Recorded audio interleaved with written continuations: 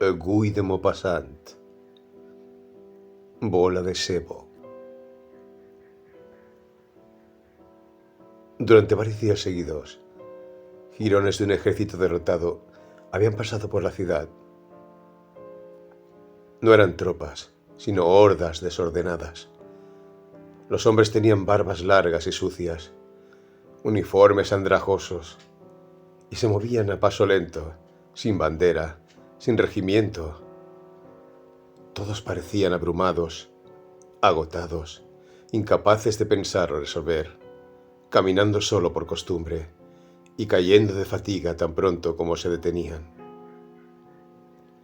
Se veía sobre todo a la gente movilizada y pacífica, a los tranquilos jubilados que se doblaban bajo el peso del fusil. Pequeñas turbas alertas, fáciles de asustar y rápidas de entusiasmar, dispuestas tanto a atacar como a huir. Luego, en medio de ellos, unos calzones rojos, los restos de una división triturada en una gran batalla. Oscuros artilleros, alineados con varios soldados de infantería, y a veces el casco brillante de un dragón de pies pesados que seguía con dificultad la marcha más ligera de los lignardos. Legiones de inconformistas con nombres heroicos: los vengadores de la derrota, los ciudadanos de la tumba, los divisores de la muerte, pasaron a su vez con aspecto de bandidos. Sus jefes, antiguos comerciantes de telas o semillas, excomerciantes de grasa o jabón, guerreros de circunstancias, llamados oficiales por sus coronas o por la longitud de sus bigotes, cubiertos de armas, franelas y trenzas, hablaban con voz sonora, discutían los planes de campaña y pretendían sostener a la Francia agonizante solo sobre sus hombros jactanciosos. Pero a veces temían a sus propios soldados, gente de saco y cuerda, que a menudo eran excesivamente valientes, saqueadores y libertinos. Se decía que los prusianos iban a entrar en Rouen. La Guardia Nacional, que durante 2 meses había estado haciendo reconocimientos muy cuidadosos en los bosques vecinos, a veces disparando a sus propios centinelas y preparándose para la batalla cuando un pequeño conejo se movía bajo la maleza, había regresado a sus hogares. Sus armas, sus uniformes, toda su parafernalia asesina, con la que solía atemorizar los límites de las carreteras nacionales en 3 leguas a la redonda, habían desaparecido de repente.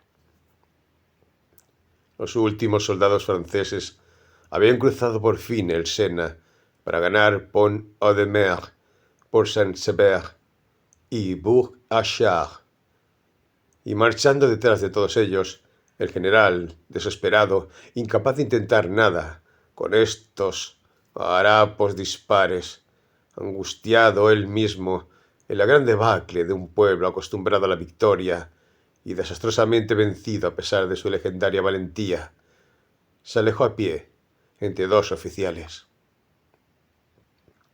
Entonces, una profunda calma, una expectativa asustada y silenciosa se había cernido sobre la ciudad. Muchos burgueses panzones, enmasculados por el comercio, esperaban ansiosos a los vencedores, temblando por si sus asadores o sus grandes cuchillos de cocina eran considerados un arma. La vida parecía haberse paralizado. Las tiendas estaban cerradas, la calle silenciosa. A veces, algún habitante, intimidado por este silencio, corría rápidamente por las paredes. La angustia de la espera hacía desear la llegada del enemigo. En la tarde del día siguiente a la salida de las tropas francesas, unos pocos uhlans, procedentes de quién sabe dónde, cruzaron la ciudad con rapidez. Luego, un poco más tarde, una masa negra descendió desde la Côte Sainte-Catherine, mientras que otras 2 corrientes invasoras aparecieron por los caminos de Darnétal y Bois-Guillaume. Las vanguardias de los tres cuerpos, justo en el mismo momento, se unieron en la Place d'Hôtel de Ville, y a través de todas las calles vecinas llegó el ejército alemán, desplegando sus batallones que hacían sonar los adoquines bajo su duro y rítmico paso. Las órdenes gritadas con una voz desconocida y gutural recorrieron las casas que parecían muertas y desiertas, mientras detrás de las persianas cerradas los ojos vigilaban a estos hombres victoriosos, dueños de la ciudad, de las fortunas y de las vidas, por el derecho de la guerra. Los habitantes, en sus oscuros aposentos, tenían el pánico propio de los cataclismos, las grandes convulsiones asesinas de la tierra, contra las que toda sabiduría y fuerza son inútiles, pues la misma sensación reaparece cada vez que se trastoca el orden establecido de las cosas, cuando la seguridad ya no existe, cuando todo lo que está protegido por las leyes del hombre o de la naturaleza queda a merced de una brutalidad inconsciente y feroz. El terremoto aplasta a todo un pueblo bajo las casas que se desmoronan. El río desbordado arrastrando a los campesinos ahogados con los cadáveres de los bueyes y las vigas arrancadas de los tejados, o el glorioso ejército masacrando a los que se defienden, tomando prisioneros a los demás, saqueando en nombre de la espada y dando gracias a un Dios al son del cañón. Son todos flagelos espantosos que desconciertan toda la creencia en la justicia eterna, toda la confianza que se nos enseña en la protección del cielo y en la razón del hombre. Pero en cada puerta llamaban pequeños destacamentos que luego desaparecían en las casas. Fue la ocupación después de la invasión. Comenzó el deber de los vencidos de ser gentiles con los vencedores. Al cabo de un rato, una vez pasado el terror inicial, se instaló una nueva calma. En muchas familias, el oficial prusiano comía en la mesa. A veces se mostraba bien educado y por cortesía se compadecía de Francia, diciendo lo mucho que se resistía a participar en esta guerra. Agradeció este sentimiento. Un día u otro, su protección podría ser necesaria. Al evitarlo, podríamos tener algunos hombres menos que alimentar. ¿Y por qué hacer daño a alguien de quien se depende completamente? Hacerlo sería menos valentía que temeridad. Y la imprudencia ya no es un defecto de los burgueses de Rouen, como lo era en la época de las heroicas defensas en las que se distinguía su ciudad. Por último, se dijo, por la suprema razón de la urbanidad francesa, que seguía siendo lícito ser cortés en la propia casa, siempre que no se mostrara familiaridad con el soldado extranjero en público. Fuera, ya no se conocían, pero en la casa hablaban alegremente, y el alemán se quedaba más tiempo cada noche, calentándose en la chimenea común. La propia ciudad fue recuperando poco a poco su aspecto habitual. Los franceses aún no habían salido, pero los soldados prusianos pululaban por las calles. Además, los oficiales de los húsares azules, que arrastraban con arrogancia sus grandes herramientas de muerte por la acera, no parecían tener mucho más desprecio por los ciudadanos de pie que los oficiales de los chasseurs, que el año anterior habían estado bebiendo en los mismos cafés. Sin embargo, había algo en el aire, algo sutil y desconocido, una atmósfera extranjera intolerable, como un olor generalizado, el olor de la invasión. Llenaba los hogares y las plazas públicas, cambiaba el sabor de la comida, daba la impresión de estar de viaje, muy lejos, entre tribus bárbaras y peligrosas. Los vencedores exigían dinero, mucho dinero. Los habitantes siempre pagaban y eran ricos.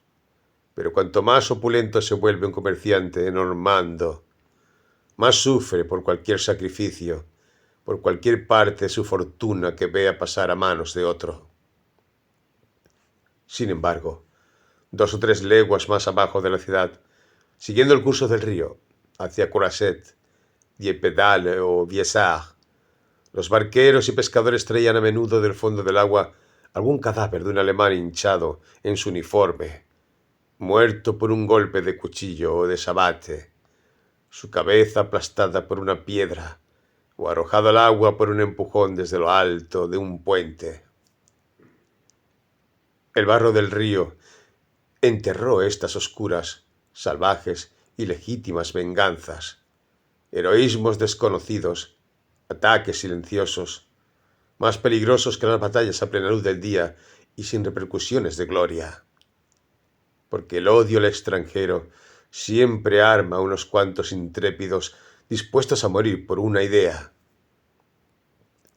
Finalmente, como los invasores, a pesar de someter a la ciudad a su inflexible disciplina, no habían realizado ninguno de los horrores que la fama les había hecho cometer a lo largo de su marcha triunfal, se envalentonaron y la necesidad del comercio volvió a obrar en los corazones de los comerciantes del país. Algunos de ellos tenían grandes intereses en Le Havre, que el ejército francés ocupaba, y querían intentar llegar a este puerto yendo por tierra hasta Dieppe, donde se embarcarían. Se empleó la influencia de los oficiales alemanes con los que se habían familiarizado y se obtuvo el permiso para salir del general en jefe. Así que, habiéndose contratado una gran carroza de 4 caballos para este viaje y habiéndose inscrito 10 personas con el cochero, se resolvió partir un martes por la mañana, antes del amanecer, para evitar cualquier reunión. La escarcha llevaba tiempo endureciendo la tierra, y el lunes, hacia las 3, grandes nubes negras procedentes del norte trajeron la nieve, que cayó sin interrupción durante toda la tarde y la noche. A las 4:30 de la mañana, los viajeros se reunieron en el patio del hotel de Normandía, donde se iba a llevar el carruaje. Todavía estaban llenos de sueño y temblaban de frío bajo las mantas. No se podía ver bien en la oscuridad, y el montón de pesadas ropas de invierno hacía que todos esos cuerpos parecieran sacerdotes obesos con sus largas sotanas. Pero 2 hombres se reconocieron. Un tercero se acercó a ellos. Charlaron. «Me llevo a mi mujer», dijo uno. «Y yo también». El primero añadió: «No volveremos a Rouen, y si los prusianos se acercan a Le Havre, iremos a Inglaterra». Todos tenían los mismos planes, siendo de complexión similar. Sin embargo, el carruaje no tenía arneses. Un pequeño farol, llevado por un mozo de cuadra, salía de vez en cuando de una puerta oscura e inmediatamente desaparecía en otra. Las patas de los caballos golpeaban el suelo, amortiguadas por el estiércol de las camadas, y se oía la voz de un hombre que hablaba a los animales y maldecía en la parte trasera del edificio. Un débil murmullo de campanas anunciaba que los arneses se movían. Este murmullo pronto se convirtió en un claro y continuo estremecimiento, puntuado por el movimiento del animal, que a veces se detenía, y luego se reanudaba en un repentino tirón, acompañado del sonido sordo de un casco herrado, golpeando el suelo. La puerta se cerró de repente. Todo el ruido cesó. Los congelados burgueses se habían callado. Permanecían inmóviles y rígidos. Una cortina ininterrumpida de copos blancos brillaba sin cesar mientras descendía la tierra. Borraba las formas, empolvaba las cosas con una espuma de hielo, y todo lo que se oía en el gran silencio de la tranquila ciudad sepultada bajo el invierno era el vago, indecible y flotante susurro de la nieve que caía, más una sensación que un ruido, una mezcla de átomos de luz que parecía llenar el espacio, cubrir el mundo.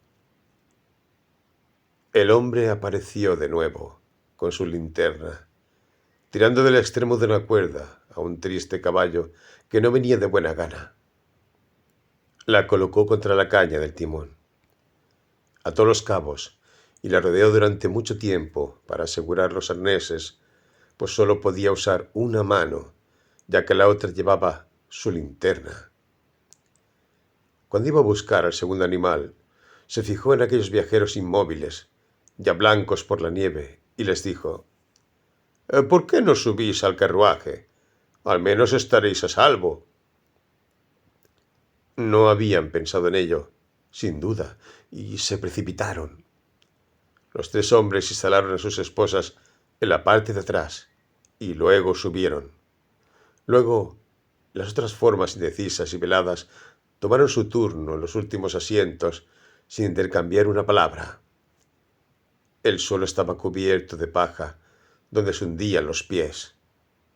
Las señoras del fondo, habiendo traído pequeños calentadores de cobre con un carbón químico, encendieron estos aparatos y durante algún tiempo, en voz baja, enumeraron sus ventajas, repitiendo entre ellas cosas que ya conocían desde hacía tiempo.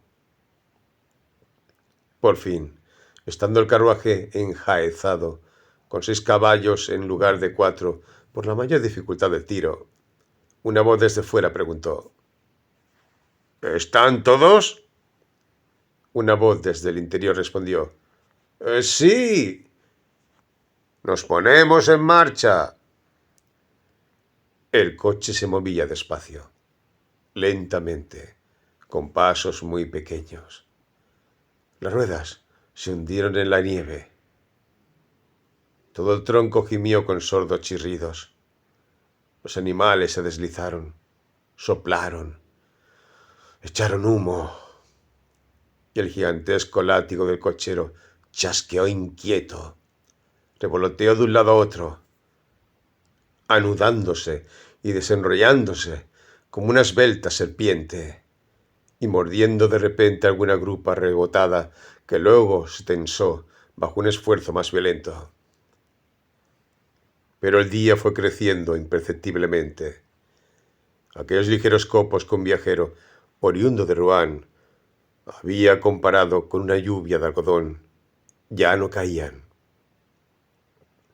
Un resplandor sucio se filtraba a través de grandes nubes oscuras y pesadas que hacía más brillante la blancura de la campiña, donde a veces aparecía una línea de altos árboles vestidos de escarcha, a veces una cabaña de paja con un gorro de nieve.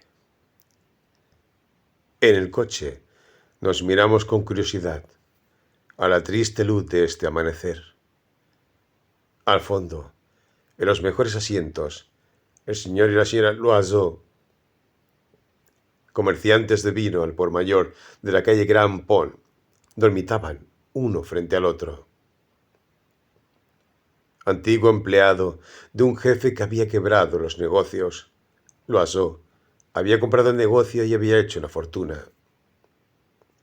Vendía vino muy malo y muy barato a los pequeños comerciantes del campo, y era conocido entre sus conocidos y amigos como un pícaro empedernido, un auténtico normando lleno de astucia y jovialidad.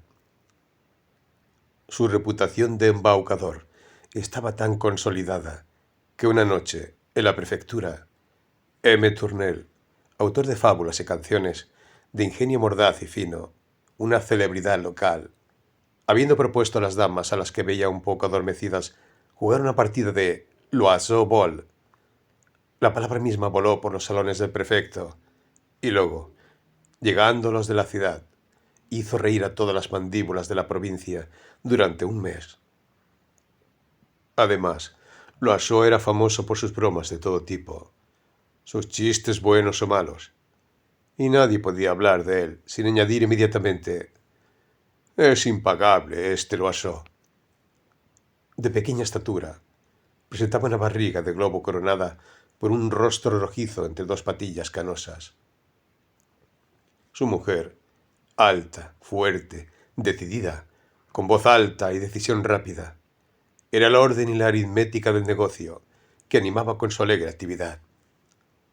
Junto a ellos se encontraba, más digno, perteneciente a una casta superior, M. Carré Lamadon, un hombre considerable, bien establecido en la industria del algodón, propietario de 3 hilanderías, oficial de la Legión de Honor y miembro del Consejo General.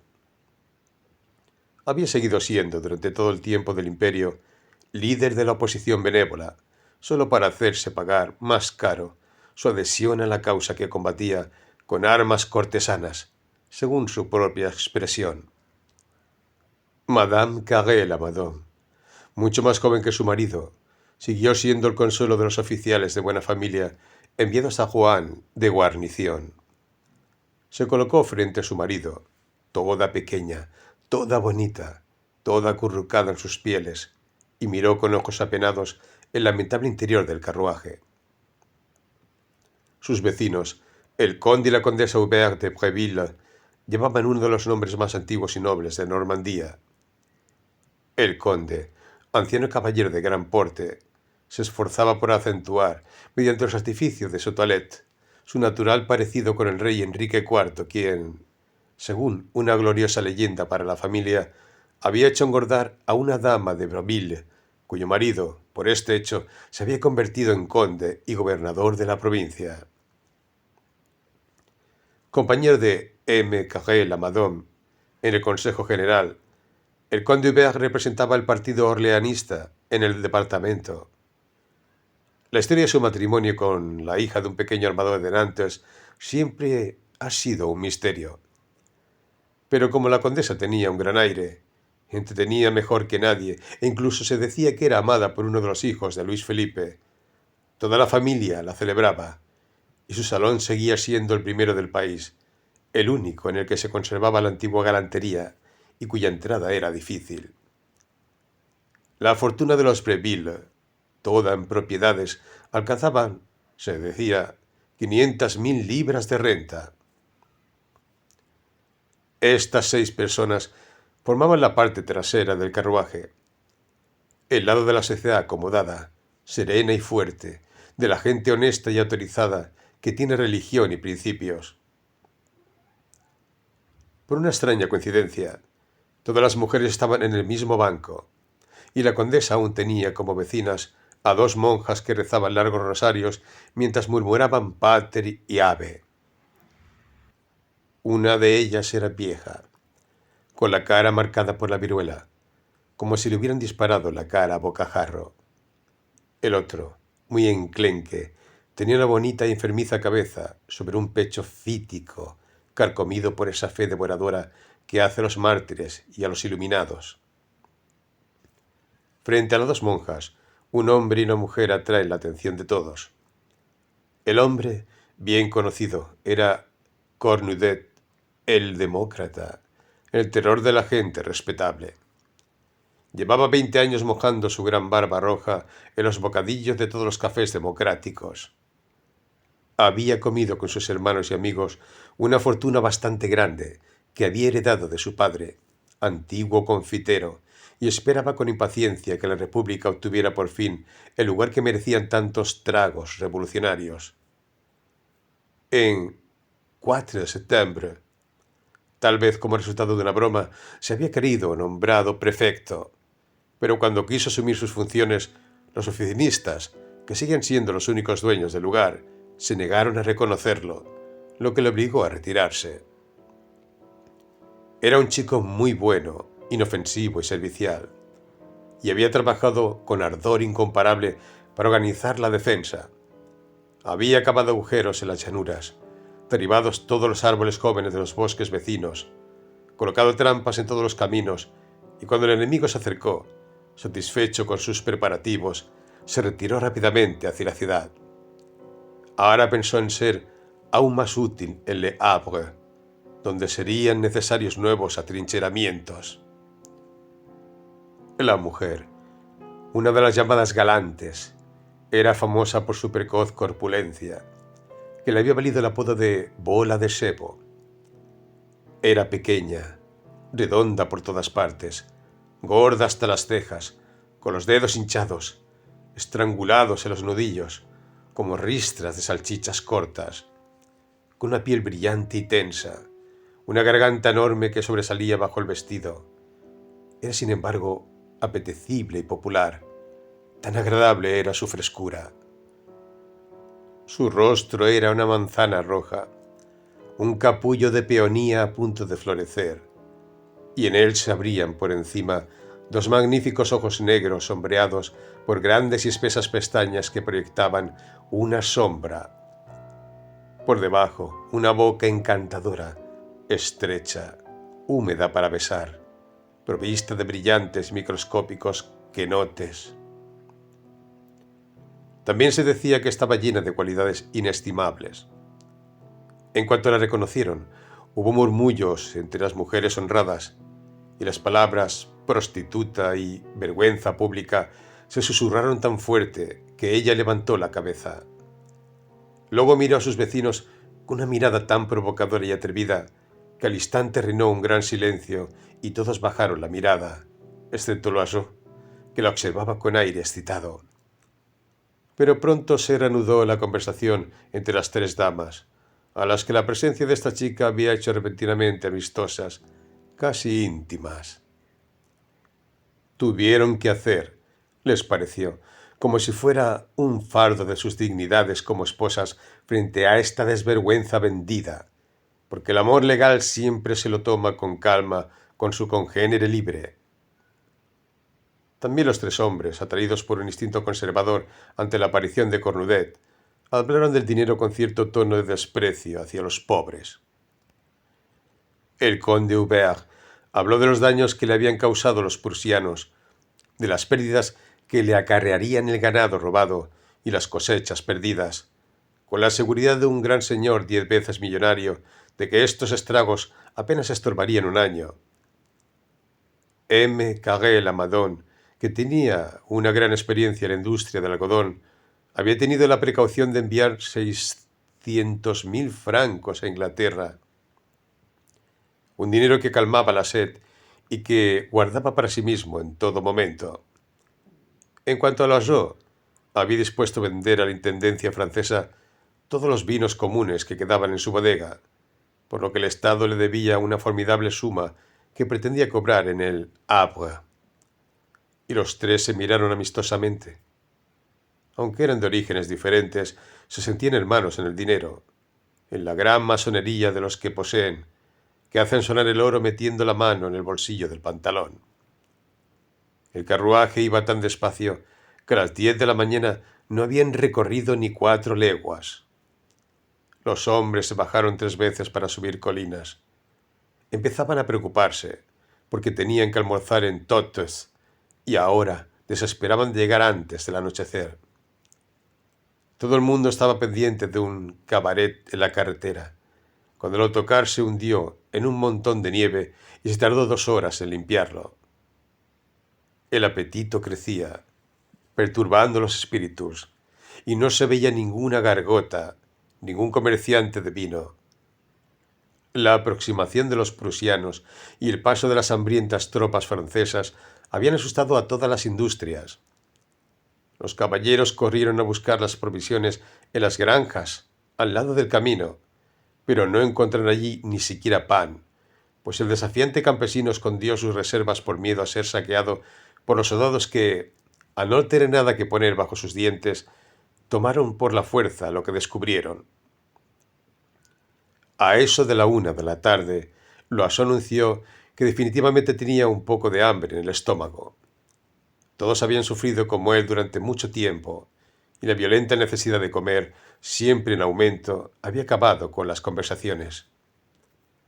De vez en cuando alguien bostezaba, otro le imitaba casi inmediatamente, y cada uno a su vez, según su carácter, sus modales y su posición social, abría la boca de golpe o modestamente, llevando rápidamente la mano delante del agujero abierto del que salía un vapor. Bola de Sebo se inclinó varias veces como si buscara algo bajo sus enaguas. Dudó un segundo, miró a sus vecinos y luego se sentó en silencio. Las figuras estaban pálidas y tensas. Loiseau dijo que pagaría 1.000 francos por un codillo de jamón. Su mujer hizo un gesto como de protesta. Luego se calmó.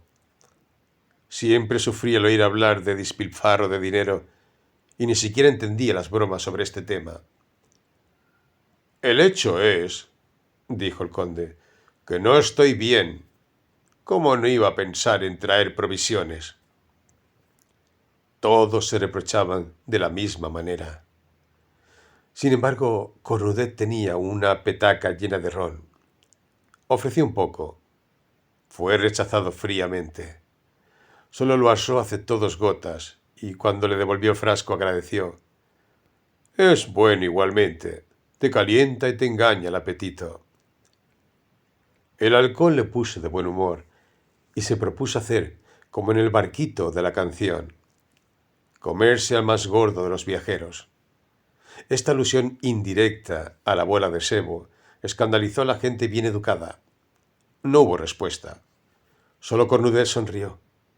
Las 2 buenas hermanas habían dejado de musitar su rosario y con las manos enterradas en sus grandes mangas permanecían inmóviles, bajando obstinadamente la mirada, ofreciendo sin duda al cielo el sufrimiento que les enviaba.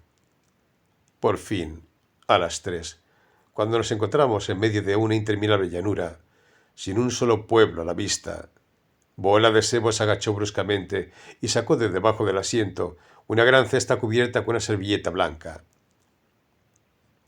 Sacó primero un platito de barro, una tetera de plata fina, y luego un gran cuenco en el que se habían encerrado 2 pollos enteros, todos troceados, bajo su gelatina.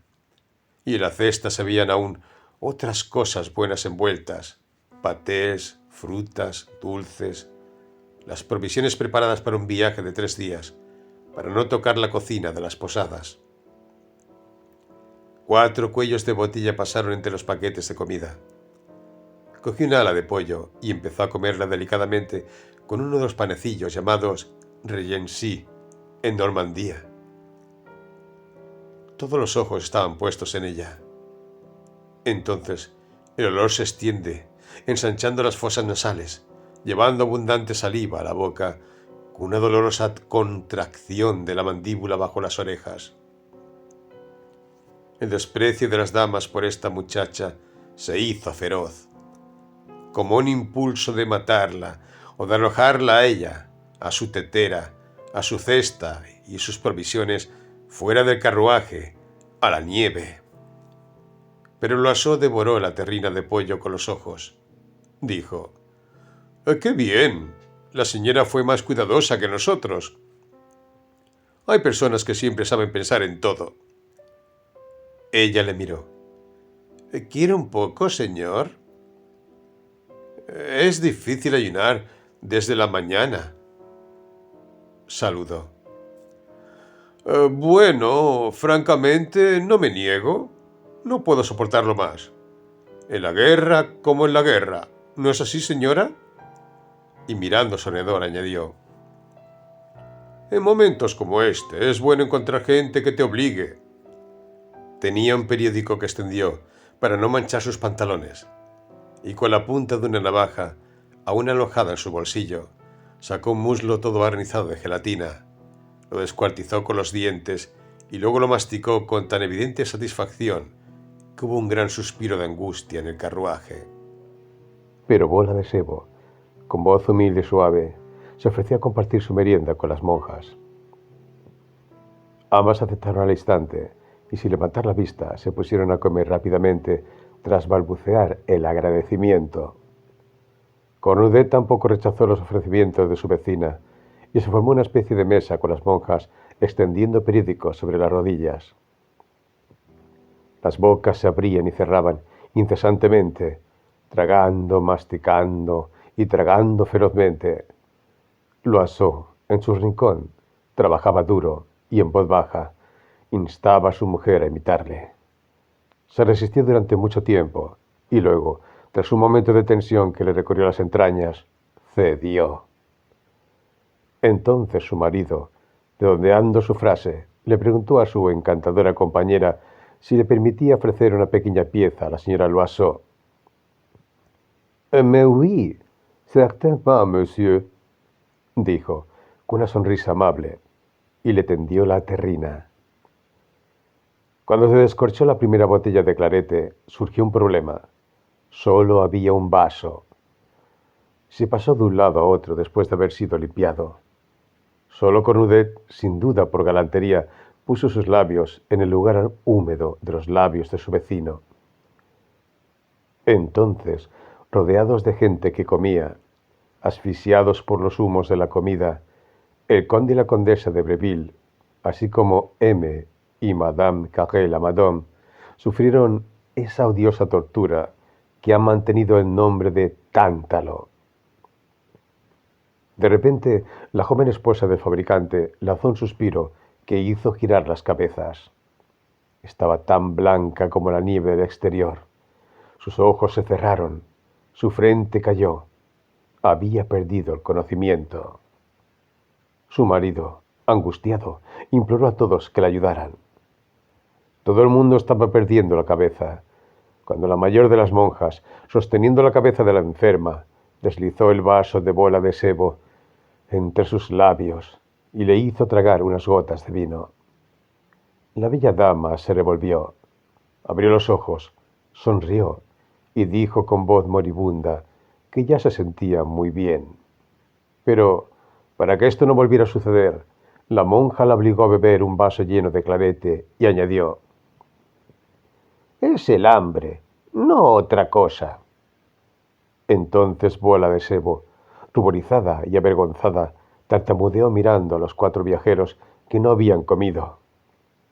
«Oh, Dios mío, si me atreviera a ofrecer a estos señores y a estas señoras».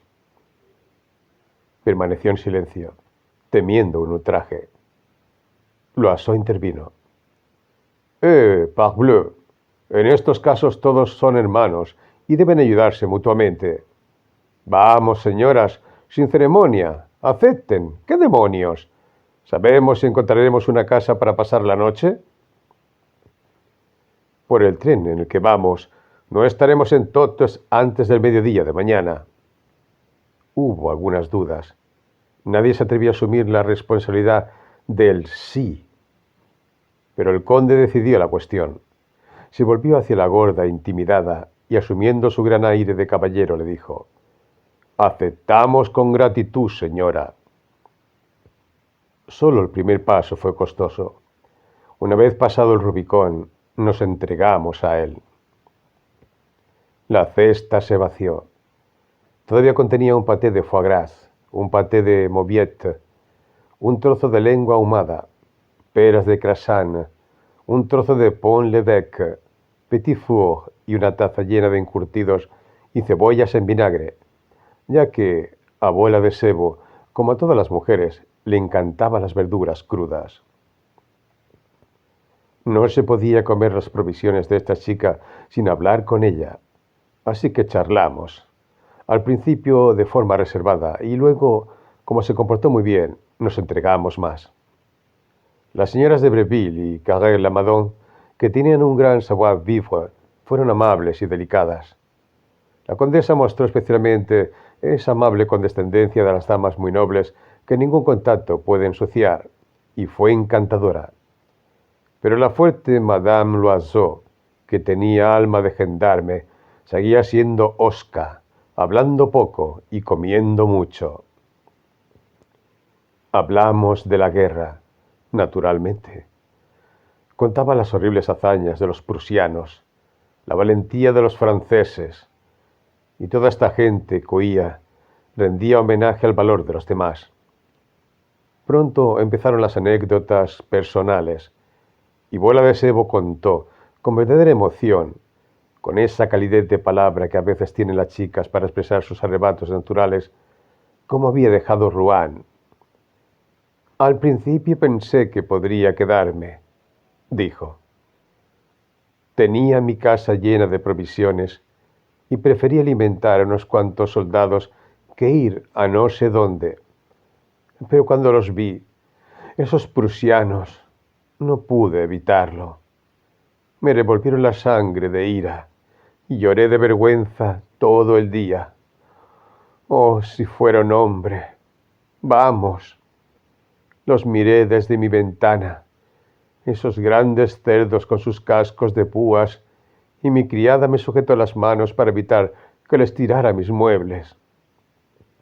Luego, algunos vinieron a quedarse conmigo. Entonces salté al cuello del primero.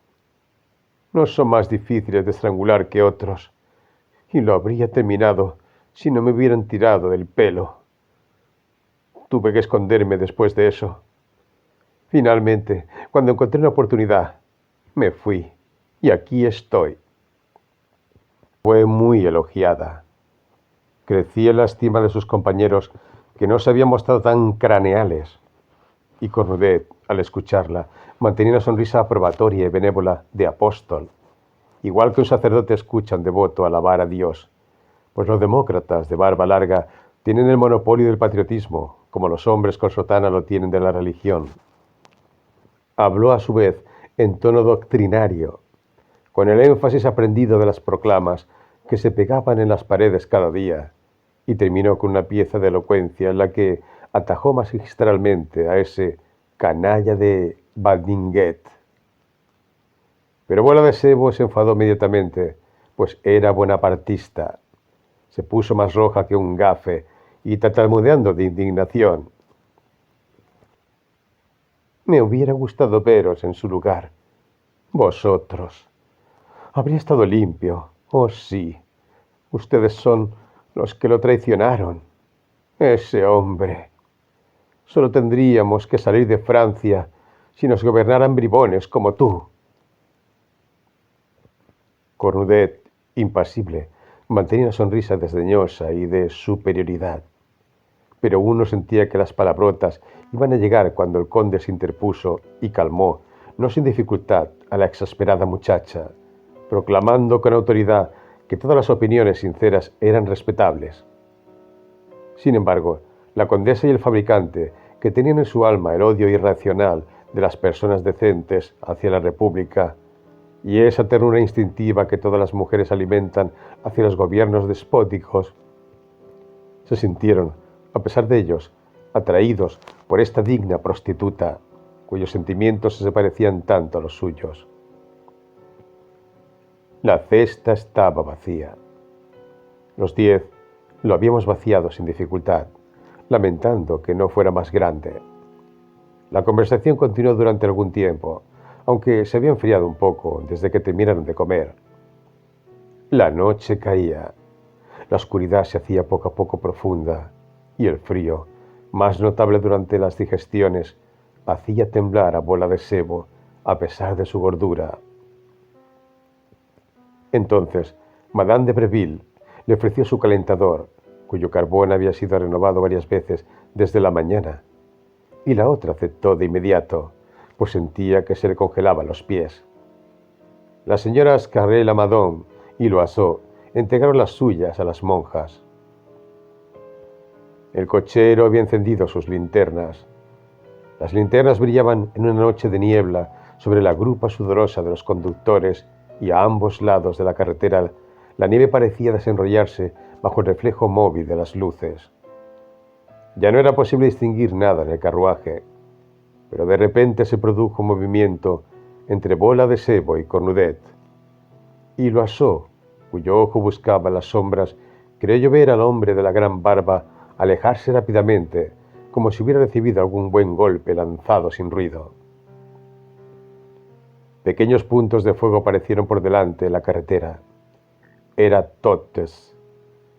Habíamos caminado 11 horas, lo que, con las 2 horas de descanso que les quedaban a los caballos para comer avena y respirar, hacían 14. Entramos en la ciudad y frente al Hotel du Commerce nos detenemos. La puerta se abrió. Un sonido familiar sobresaltó a todos los viajeros. Era el choque de una vaina de sable contra el suelo. Inmediatamente una voz de alemán gritó algo.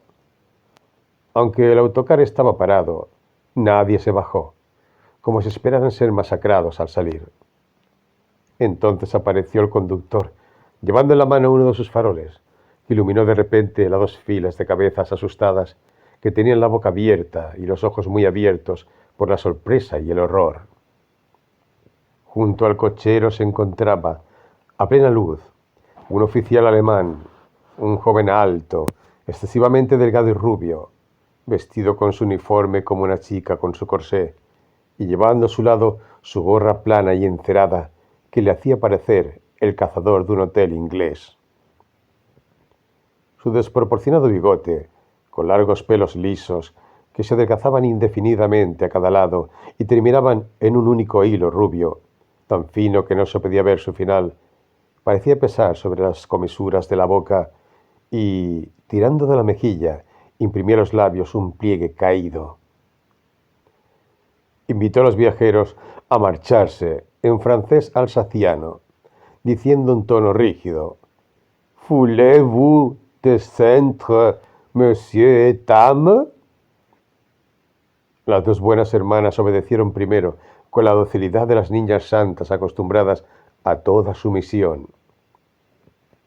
Aparecieron entonces el conde y la condesa, seguidos por el fabricante y su esposa, y luego por Loiseau, que empujaba su gran medio delante de él.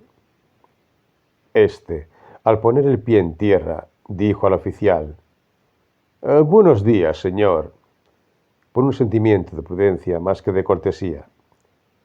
El otro, insolente como son las personas todopoderosas, le miró sin responder. Bola de Sebo y Cornudet, aunque cerca de la puerta, bajaron los últimos, serios y altivos ante el enemigo. La gorda trató de dominarse y tranquilizarse. El demócrata se atoró la larga barba rojiza con una mano trágica y algo temblorosa. Quisieron conservar su dignidad, comprendiendo que en estas reuniones cada uno representa un poco a su país. Igualmente revuelta por la flexibilidad de sus compañeros, ella trató de mostrarse más orgullosa que sus vecinas, las mujeres honradas, mientras que él, sintiendo que debía dar ejemplo, continuó en toda su actitud su misión de resistencia iniciada al romper los caminos. Entraron en la amplia cocina de la posada, y el alemán, después de haberle presentado la autorización de salida, firmada por el general en jefe y en la que se mencionaban los nombres, la descripción y la profesión de cada viajero, examinó detenidamente a todas estas personas comparándolas con la información escrita. Luego dijo bruscamente: «Está bien», y desapareció. Entonces respiramos. Todavía teníamos hambre. Se pidió la cena. Se necesitó media hora para prepararlo, y mientras dos sirvientes parecían estar ocupados en ello, se visitaron las habitaciones. Estaban todas en un largo pasillo que terminaba con una puerta de cristal marcada con un número. Por fin estábamos a punto de sentarnos a cenar cuando apareció el propio dueño de la posada. Era un antiguo comerciante de caballos, un hombre gordo con asma, que siempre estaba resollando, ronco y con mocos en la laringe. Su padre le había dado el nombre de Follenby. Preguntó: «¿Mademoiselle Elisabeth Rousset?» Bola de Sebo se estremeció y se dio la vuelta. «Soy yo». «Mademoiselle, el oficial prusiano quiere hablar con usted inmediatamente». «¿A mí?» «Sí. Si es usted realmente Mademoiselle Elisabeth Rousset». Se quedó confusa. Pensó un segundo y luego dijo, sin rodeos: «Es posible, pero no iré». Un movimiento surgió a su alrededor. Todos discutían, buscando la causa de esta orden. El conde se acercó. «Se equivoca, señora, pues su negativa puede causar considerables dificultades, no solo para usted, sino incluso para todos sus compañeros. Nunca debes resistirte a los más fuertes. Este paso no puede presentar ningún peligro. Es sin duda para alguna formalidad olvidada». Todos se unieron a él. Le rogaron, la presionaron, la leccionaron y finalmente la convencieron, pues todos temían las complicaciones que podrían derivarse de una precipitación. Al final dijo: «Lo hago por ti, por supuesto». La condesa le tomó la mano. «Y se lo agradecemos». Salió. Esperaron a que se sentara a la mesa. Todos lamentaban que no se les hubiera pedido, que ocuparan el lugar de esta chica violenta e irascible, y preparaban mentalmente, pero grulladas por si la llamaban a su vez. Pero al cabo de 10 minutos volvió, resoplando, con la cara roja y exasperada. Ella tartamudeó. ¡Oh, oh, oh! ¡El sinvergüenza! ¡El sinvergüenza! Todos se apresuraron a saberlo, pero ella no dijo nada. Y como el conde insistió, respondió con gran dignidad. No, no es asunto suyo. No puedo hablar. Luego se sentaron alrededor de una sopera alta, de la que salía el aroma de la col. A pesar de esta alarma, la cena fue alegre. La sidra era buena, y la casa lo asó, y las buenas hermanas tomaron un poco por economía. Los demás pidieron vino. Cornudet, cerveza. Tenía una forma particular de descorchar la botella, de espumar el líquido, de considerarlo inclinando el vaso, que luego levantaba entre la lámpara y su ojo para apreciar el color. Cuando bebía, su gran barba, que había conservado el tono de su amada bebida, parecía crisparse de ternura. Sus ojos se entrecerraban para no perder de vista su taza, y parecía cumplir la única función para la que había nacido. Parecía como si estuviera estableciendo en su mente una conexión y afinidad entre las dos grandes pasiones que ocupaban toda su vida, la pâle alée y la revolución, y ciertamente no podía probar la una sin pensar en la otra. El señor y la señora Follenvie estaban cenando en el extremo de la mesa. El hombre, refunfuñando como una locomotora cansada, tenía demasiada corriente de aire en el pecho para poder hablar mientras comía, pero la mujer nunca se calló. Contó todas sus impresiones sobre la llegada de los prusianos, lo que hacían, lo que decían, odiándolos, primero, porque le costaban dinero, y segundo, porque tenía 2 hijos en el ejército. Se dirigió especialmente a la condesa, que se sintió halagada por hablar con una dama de calidad. Luego bajaba la voz para decir cosas delicadas, y su marido la interrumpía de vez en cuando. Será mejor que se calle, Madame Follenvie. Pero ella no se dio por aludida y continuó.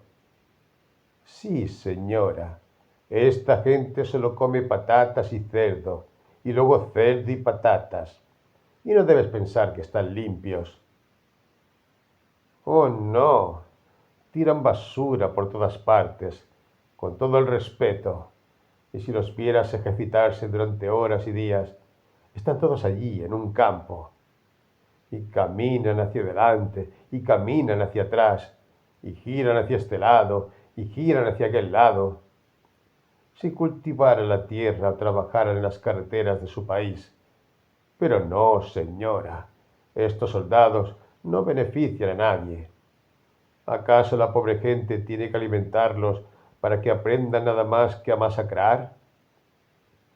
Solo soy una vieja inculta, es cierto, pero cuando los veo desbocarse de la mañana a la noche, me digo, cuando hay gente que hace tantos descubrimientos para ser útil, deben otros tomarse tantas molestias para ser perjudiciales. Realmente, ¿no es una abominación matar a la gente, ya sean prusianos o ingleses o polacos o franceses? Si te vengas de alguien que te ha agraviado, eso es malo, ya que te condenas. Pero cuando exterminamos a nuestros chicos como si fueran de caza, con armas de fuego, eso es bueno, ya que damos condecoraciones al que más destruye. No, verás, nunca lo entenderé. Cornudet levantó la voz. La guerra es una barbarie cuando se ataca a un vecino pacífico. Es un deber sagrado cuando se defiende a la patria. La anciana bajó la cabeza. Sí, cuando uno se defiende es otra cosa, pero ¿no deberíamos más bien matar a todos los reyes que lo hacen por gusto? El ojo de Cornudet se iluminó. Bravo, ciudadano. dijo. M. Carré Lamadón estaba pensando profundamente. Aunque era fanático de los capitanes ilustres, el buen sentido de esa campesina le hizo pensar en la opulencia que aportarían a un país tantos brazos desocupados y, en consecuencia, ruinosos, tantas fuerzas improductivas que se mantienen si se emplearan en las grandes obras industriales que tardarán siglos en completarse. Pero Loiseau, dejando su lugar, fue a charlar tranquilamente con el posadero. El gordo reía, tosía, escupía. Su enorme barriga saltaba de alegría ante las bromas de su vecino, y le compró 6 botellas de clarete para la primavera, cuando los prusianos se hubieran ido. Apenas terminó la cena, y como todos estábamos agotados, nos fuimos a la cama. Sin embargo, Loiseau, que había estado observando las cosas, mandó acostar a su mujer, y luego pegó el oído y el ojo al ojo de la cerradura, para tratar de descubrir lo que él llamaba los misterios del corredor. Al cabo de una hora, oyó un susurro. Miró rápidamente a su alrededor y vio a Bola de Sebo, que parecía aún más retraída bajo una bata de cachemir azul bordada con encaje blanco. Llevaba un candelabro en la mano y se dirigía al gran número que había al final del pasillo. Pero se abrió la puerta de al lado y cuando regresó al cabo de unos minutos, Cornudet, con tirantes, la siguió. Hablaron en voz baja y luego se detuvieron. Bola de Sebo parecía defender la entrada de su habitación con energía. Loiseau, desgraciadamente, no pudo oír las palabras, pero al final, cuando levantaron la voz, pudo captar algunas. Cornudet insistió vivamente. Dijo: Veamos. Eres estúpido. ¿Qué te importa? Ella parecía indignada y contestó: No, querida. Hay veces que esas cosas no se hacen. Y entonces, aquí, sería una pena. No lo entendió sin duda, y preguntó por qué. Luego se dejó llevar y volvió a levantar la voz. ¿Por qué? ¿No entiendes por qué? Cuando hay prusianos en la casa, en la habitación de al lado, quizás. Se quedó en silencio. Esta modestia patriótica de una puta que no se dejaba acariciar cerca del enemigo debió de despertar en su corazón su desvanecida dignidad, pues, después de haberla besado solamente, volvió a su puerta a paso de tortuga. Loiseau, muy excitado, dejó la cerradura, golpeó un entrechat en su habitación, se puso el madrás, levantó la sábana bajo la cual yacía el duro cadáver de su compañera, a la que despertó con un beso, murmurando: ¿Me quieres, cariño? Entonces toda la casa se quedó en silencio, pero pronto surgió en algún lugar, en una dirección indeterminada, que podía ser tanto el sótano como el ático, un ronquido potente, monótono y regular, un ruido sordo y prolongado, con los temblores de una caldera bajo presión. El señor Follenvie estaba durmiendo. Como se había decidido que partiéramos a las 8 del día siguiente, todos estaban en la cocina, pero el carruaje, cuya cubierta tenía un techo de nieve, permanecía solitario, en medio del patio, sin caballos ni conductor. Buscaron en vano al conductor en los establos, en el forraje, en los cobertizos. Entonces todos los hombres decidieron vencer al país y salieron. Se encontraron en la plaza, con la iglesia al fondo y a ambos lados casas bajas donde se veían soldados prusianos. El primero que vieron estaba pelando patatas. El segundo, más adelante, llevaba la barbería. Otro, con barba hasta los ojos, besaba a un bebé que lloraba y lo cunaba en su regazo para tratar de calmarlo. Y las gordas campesinas, cuyos hombres estaban en el ejército de guerra, indicaban por señas a sus obedientes vencedores el trabajo que había que realizar. Partir leña, remojar sopa, moler café. Una de ellas incluso lavaba la ropa de su anfitriona, una abuela impotente. El conde, asombrado, interrogó al mayordomo que salía del presbiterio. La vieja rata de iglesia respondió: «Oh, esos no son malos, no son prusianos, según he oído. Son de más lejos, no sé de dónde. Y todos han dejado esposas e hijos en casa. No les hace gracia la guerra. Vamos, seguro que allí también lloran después de los hombres y les proporcionará mucha miseria como nosotros. Aquí todavía no estamos demasiado descontentos por el momento, porque no hacen ningún daño y trabajan como si estuvieran en sus casas. Verá, señor, entre pobres tenemos que ayudarnos. Son los mayores los que hacen la guerra». Cornudet, indignado por el acuerdo cordial establecido entre vencedores y vencidos, se retiró y prefirió encerrarse en la posada. Loiseau se rió. «Están resoplando». M. Carré-Lamadon dijo unas palabras muy serias. «Están reparando». Pero el cochero no pudo ser encontrado. Al final fue descubierto en el café del pueblo, sentado fraternalmente con el ordenanza del oficial. El conde le llamó. «¿No te habían ordenado enganchar el carruaje a las 8? «Oh, sí, pero desde entonces me han dado otra». «¿Qué fue?» «Para no enganchar en absoluto». «¿Quién la dio esa orden?» «Bueno, el comandante prusiano». «¿Por qué lo hizo?» «No sé por qué. Ve y pregúntale.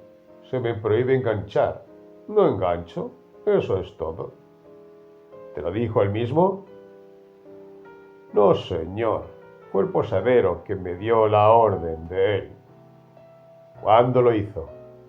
«Anoche, mientras me iba a la cama». Los tres hombres volvieron muy preocupados. Preguntaron por el señor Follenvie, pero la criada respondió que el señor, debido a su asma, nunca se levantaba antes de las 10. Incluso había prohibido formalmente despertarle antes, salvo en caso de incendio.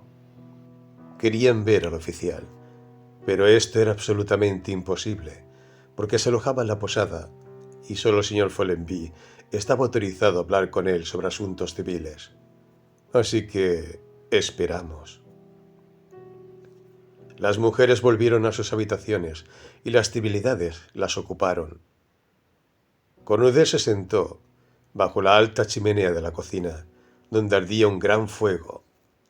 Hizo que le trajeran una de las mesitas del café, una lata, y sacó su pipa, que era tenida en casi igual estima entre los demócratas, como si hubiera servido a la patria sirviendo a Cornudet.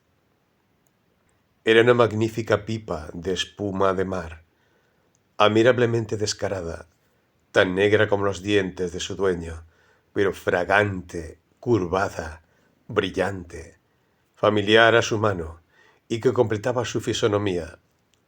Y permaneció inmóvil, con los ojos fijos, a veces en la llama del hogar, a veces en la espuma que coronaba su jarra.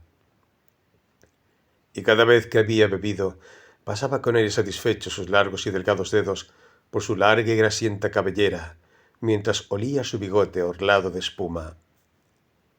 Loiseau, con el pretexto de estirar las piernas, fue a colocar un poco de vino en los estancos locales. El conde y el fabricante comenzaron a hablar de política. Prevén el futuro de Francia. Uno creía en los d'Orléans, el otro en un salvador desconocido, un héroe que se revelaría cuando todo estuviera desesperado. ¿Un Du Guesclin? ¿Una Juana de Arco quizás? ¿U otro Napoleón I? ¡Ah! Si el príncipe imperial no fuera tan joven. Cornudet, al escucharlos, sonrió como un hombre que conoce la palabra del destino. Su pipa perfumaba la cocina. Cuando dieron las 10, apareció el señor Follenvie. Lo interrogaron rápidamente, pero solo pudo repetir 2 o 3 veces, sin variación, estas palabras. El oficial me dijo así: «Monsieur Follenby, usted prohibirá que el carro de estos viajeros sea enjaezado mañana. No quiero que se vayan sin mi pedido. Puedes oírme. Eso es suficiente». Así que querían ver al oficial. El conde le envió su tarjeta, a la que M. Carré Lamadon añadió su nombre y todos sus títulos. El prusiano contestó que permitiría a estos 2 hombres hablar con él cuando almorzara, es decir, hacia la 1. Las señoras volvieron y se comió algo, a pesar de la ansiedad. Bola de Sebo parecía enferma y prodigiosamente perturbada. Estábamos terminando nuestro café cuando el ordenanza vino a buscar a los caballeros. Loiseau se unió a los 2 primeros, pero cuando trataron de arrastrar a Cornudet para que diera más solemnidad a su acercamiento, éste declaró con orgullo que tenía la intención de no tener nunca ninguna relación con los alemanes, y volvió a su chimenea, pidiendo otra lata. Los 3 hombres subieron y fueron conducidos a la mejor habitación de la posada, donde el oficial los recibió, recostado en un sillón, con los pies sobre la repisa de la chimenea, fumando una larga pipa de porcelana y envuelto en una bata encendida, robada sin duda en la vivienda abandonada de algún burgués de pacotilla. No se levantó, no los saludó, no los miró. Presentó una magnífica muestra de la cadencia natural del soldado victorioso. Después de unos momentos, finalmente dijo: «¿Qué estás haciendo?» El conde tomó la palabra. «Deseamos irnos, señor». «No, no lo haremos». «¿Me atrevo a preguntarle por qué se niega?» «Porque no disparas». «Me gustaría señalarle respetuosamente, señor, que su general en jefe nos ha dado permiso para partir hacia Dieppe, y no creo que hayamos hecho nada para merecer su rigor». «Je ne fais pas». Eso es todo.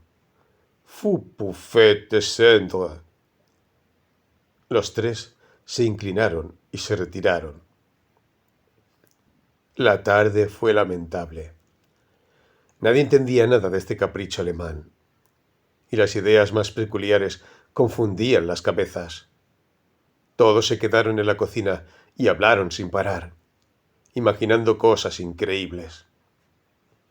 Tal vez querían mantenerlos como rehenes, pero ¿con qué propósito?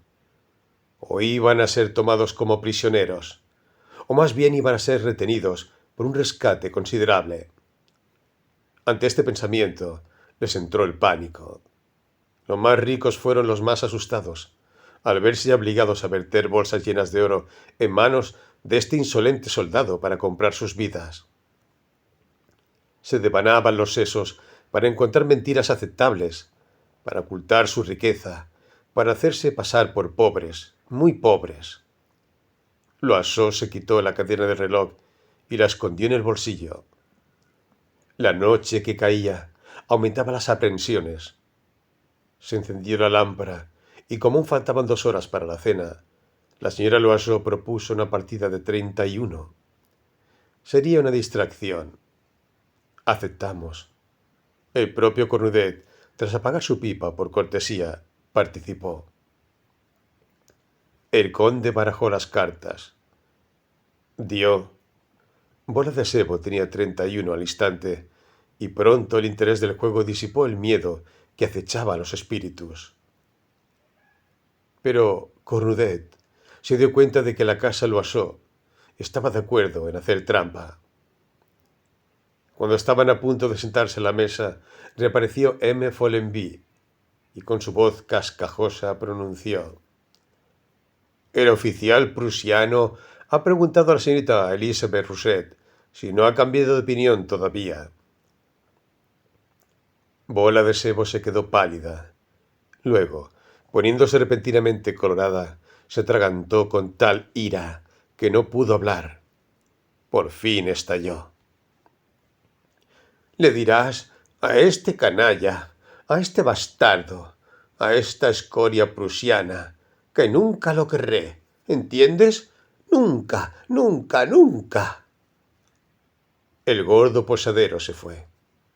Entonces, Bola de Sebo fue rodeada, interrogada, y todos le pidieron que revelara el misterio de su visita.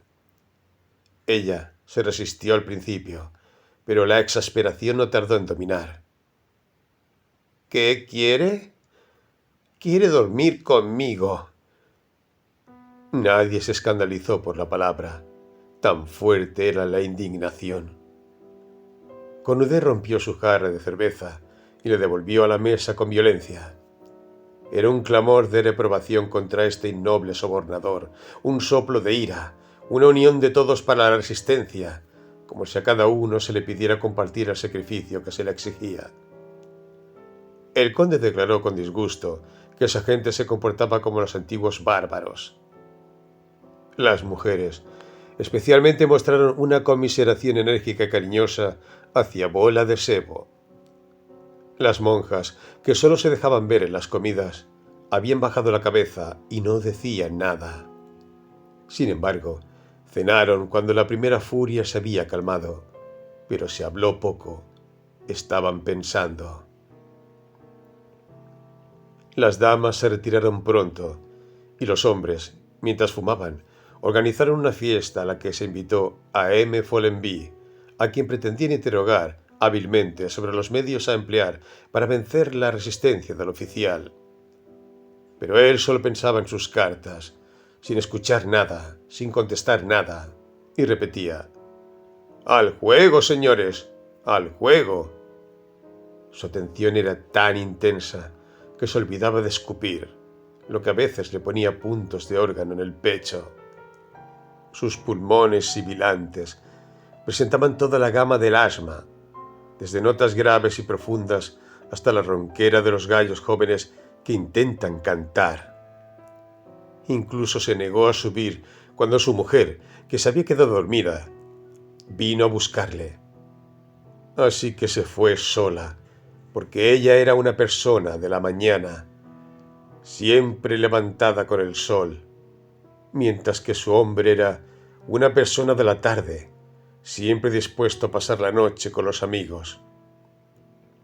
Le gritó: «Pondrás mi ponche de huevo frente al fuego». Y volvió a su juego. Cuando quedó claro que no se podía ganar nada, se declaró la hora de irse, y todos se fueron a sus camas. Al día siguiente nos levantamos bastante temprano, con una esperanza indeterminada, un mayor deseo de salir, un temor al día que iba a pasar en aquella horrible posada. Los caballos permanecieron en el establo, el cochero permaneció invisible. Fuimos, por ociosidad, a pasear por el carruaje. El almuerzo fue muy triste, y fue como si un escalofrío se hubiera instalado con respecto a la Bola de Sebo, pues la noche, que aconseja, había modificado un poco los juicios. Era casi como si ahora estuvieran enfadados con la chica por no haber ido en secreto con el prusiano, para dar a sus compañeros una agradable sorpresa cuando se despertaran. ¿Qué puede ser más sencillo? ¿Quién iba a saberlo? Podría haber salvado las apariencias, haciendo que el oficial dijera que le daban pena. Para ella importaba tan poco. Pero nadie admitía aún estos pensamientos. Por la tarde, como se aburría mucho, el conde propuso un paseo por el pueblo. Todos aplicaron cuidadosamente, y la pequeña compañía se puso en marcha, excepto Cornudet, que prefirió quedarse junto al fuego, y las monjas, que pasaban el día en la iglesia o en casa del párroco. El frío, cada vez más intenso, les picaba cruelmente la nariz y los oídos. Los pies le dolían tanto que cada paso era un dolor, y cuando el campo aparecía a la vista, se mostraba tan espantosamente sombrío bajo aquella blancura sin límites que todos se volvían enseguida, con el alma helada y el corazón apretado. Las 4 mujeres iban delante, Los 3 hombres le seguían un poco por detrás. Loiseau, que comprendía la situación, preguntó de repente si esa zorra iba a hacerles permanecer en ese lugar durante mucho más tiempo. El conde, siempre cortés, dijo que un sacrificio tan doloroso no podía exigirse a una mujer y que debía venir de ella misma. M. Carré-Lamadon observó que si los franceses hacían, como estaba en cuestión, un retorno ofensivo por Dieppe, la reunión solo podría tener lugar en Totes. Este pensamiento hizo que los otros 2 se preocuparan. «Si huimos a pie», dijo Loiseau. El conde se encogió de hombros. «¿Piensas en eso? ¿Con esta nieve? ¿Con nuestras mujeres?» «Y entonces nos perseguirían inmediatamente, nos alcanzarían en 10 minutos y nos traerían como prisioneros a merced de los soldados». Era cierto. Estábamos en silencio. Las señoras hablaban de aseo, pero un cierto apremio parecía desunirlas. De repente, al final de la calle, apareció el oficial. Sobre la nieve que cerraba el horizonte, perfilaba su alta cintura de avispa en el uniforme y caminaba, con las rodillas separadas, con ese movimiento propio de los soldados que se esfuerzan por no manchar sus botas cuidadosamente pulidas. Se inclinó al pasar junto a las damas y miró con desdén a los hombres, que además tuvieron la dignidad de no descubrirse, aunque Loiseau hizo un gesto para quitarse el tocado. Bola de Sebo se había puesto roja hasta las orejas, y las 3 mujeres casadas sintieron una gran humillación al ser encontradas así por este soldado, en compañía de esta muchacha a la que había tratado tan caballerosamente. Entonces hablaron de él, de su aspecto, de su rostro. La señora Carré-Lamadon, que había conocido a muchos oficiales y que los juzgaba como una experta, no encontró en éste nada mal. Incluso lamentó que no fuera francés, porque sería un húsar muy bonito, al que todas las mujeres amarían sin duda. Una vez en casa, no sabíamos qué hacer. Incluso se intercambiaron palabras agrias sobre cosas insignificantes. La cena fue silenciosa y no duró mucho, y todos se fueron a la cama, esperando dormir para matar el tiempo. Al día siguiente bajamos con caras cansadas y corazones exasperados. Las mujeres apenas hablaron con Bola de Sebo. Sonó un timbre. Fue para un bautismo. La gorda tenía un hijo criado por los campesinos de Yvetot. No lo veía ni una vez al año y nunca pensaba en él. Pero el pensamiento del que iba a ser bautizado arrojó en su corazón una repentina violenta ternura por los suyos, y quiso absolutamente asistir a la ceremonia. En cuanto se marchó, todos se miraron entre sí, y luego se acercaron las sillas, pues estaba claro que al final había que decidir algo. Loiseau tuvo una inspiración. Opinó proponer al oficial que se quedara solo con Bola de Sebo y que dejara ir a los demás. El señor Follenby volvió a asumir la comisión, pero volvió a caer casi inmediatamente.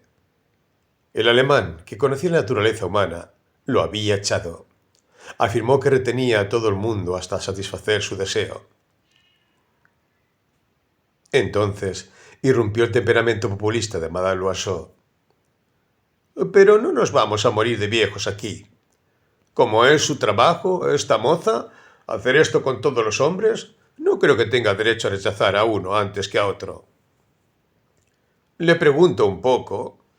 Tomó todo lo que pudo encontrar en Rouen, incluso cocheros. Sí, madame, el cochero de la prefectura. Lo sé bien. Compra su vino en casa. Y ahora que se trata de sacarnos del apuro, se comporta como una mocosa. Creo que esta funcionaria se está comportando muy bien. Tal vez ha estado privada durante mucho tiempo. Y había 3 de nosotros que sin duda habría preferido. Pero no, se conforma el uno al uno. Respeta a las mujeres casadas. Piensa que es el maestro. Todo tenía que hacer era decir «quiero» y podía tomarnos por la fuerza con sus soldados. Las dos mujeres se estremecieron. Los ojos de la bella Madame Carré-Lamadon brillaban y estaba un poco pálida, como si ya sintiera que el oficial la había tomado por la fuerza. Los hombres, que habían estado hablando lejos, se acercaron. Loiseau, furioso, quiso entregar a este desgraciado atado de pies y manos al enemigo. Pero el conde, que había sido embajador durante 3 generaciones y estaba dotado de un físico de diplomático, era partidario de la habilidad. «Debe decidirse», dijo. Así que conspiraron. Las mujeres se apretaron, se bajó el tono de voz y la discusión se generalizó, dando todos su opinión. Todo fue muy correcto. Estas señoras encontraban sobre todo delicados giros, encantadora sutileza de expresión, para decir las cosas más escabrosas. Un extranjero no habría entendido nada. Tan cuidadosas fueron las precauciones del lenguaje observadas. Pero como la leve tajada de pudor con la que se reviste toda mujer del mundo solo cubría la superficie, florecieron en esta aventura bribona. Se divirtieron mucho en el fondo, sintiéndose en su elemento, jugueteando con el amor, con la sensualidad de un cocinero codicioso que prepara la cena de otro. La alegría volvió por sí sola. Tan divertida les pareció la historia al final. Para el conde los chistes eran un poco atrevidos, pero estaban tan bien contados que hacían sonreír a la gente. A su vez, Loiseau soltó algunas bromas pesadas que no hicieron daño, y el pensamiento brutalmente expresado por su esposa dominó todas las mentes. Ya que es el trabajo de esta chica, ¿por qué debería rechazar este más que cualquier otro? La amable señora Carré-Lamadon parecía incluso pensar que en su lugar rechazaría a esta menos que a otra. El bloqueo se preparó largamente, como para una fortaleza invertida. Todos se pusieron de acuerdo sobre el papel que desempeñarían, los argumentos que utilizarían, las maniobras que tendrían que realizar. Se estableció el plan de ataque, las artimañas a utilizar y las sorpresas del asalto, para obligar a esta ciudadela viva a recibir al enemigo en la plaza. Sin embargo, Cornudet se mantuvo al margen, completamente ajeno a este asunto. La atención fue tan profunda que no se oyó regresar a Bola de Sebo, pero el conde soltó un leve «¡Silencio!» que hizo que todos los ojos se levantaran. Ella estaba allí. Se produjo un silencio abrupto, y una cierta vergüenza impidió que se le hablara al principio. La condesa, más flexible que las demás a las duplicidades de los salones, la interrogó. ¿Fue divertido este bautismo? La gorda, todavía conmovida, lo contaba todo, y las figuras y las actitudes y el propio aspecto de la iglesia, y añadió, «Es tan bueno rezar a veces». Sin embargo, hasta el almuerzo, las damas se contentaron con ser amables con ella, para aumentar su confianza y docilidad a sus consejos. En cuanto estuvieron en la mesa, comenzaron a acercarse a ella. Al principio hubo una vaga conversación sobre la devoción. Se citaron ejemplos antiguos, Judith y Holofernes. Luego, sin razón alguna, Lucrecia con Sexto, Cleopatra haciendo pasar por su lecho a todos los generales enemigos y reduciéndolos al servilismo de esclavos.